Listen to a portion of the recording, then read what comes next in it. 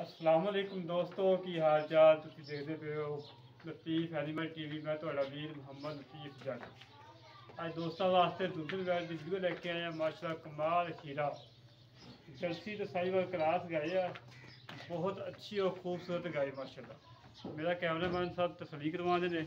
बाकी गल्लां करवांगे मालकां नूं पुछां की हिसाब दा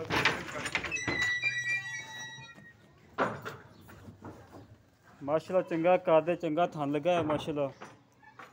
बहाना चंगा है थान चंगा है गब्बन गाय है मालकां नूं पुछां किन्ने दिन कढ़दी है की हिसाब किताब है खून चंगा माशाल्लाह बट बूट चंगे ने बहाने ते माशाल्लाह टोरी आ मड़ी चंगा कद माशाल्लाह गां दा सुथरी वैड़ माशाल्लाह सिंह है चाचा उंगला मोट मोट सिंह है साहिवाल जलसी क्रास गए छोटा छोटा कन लगा है माशाल्लाह खून चंगा है थान चंगा लगा माशाल्लाह दुध वाली गाय है वेल चंगी माशाल्लाह गां दी सुथरी वैड़ माशाल्लाह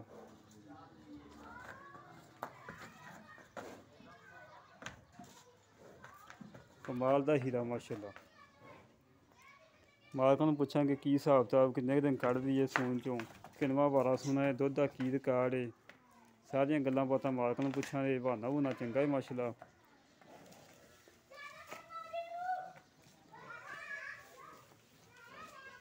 बंद यार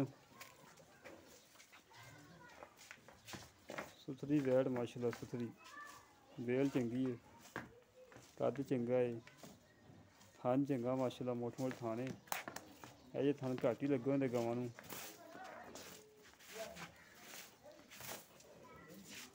बाकी गल्लां मालकां नाल करने की हिसाब किताब है किन्ने दिन कढ़दी है किनवा सूआ सूना है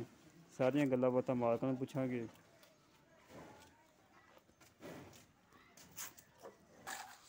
बाकी गल्लां मालकां नाल करने की हिसाब किताब किनवा सूआ सूंदी है की मुल है प्या वो पता ला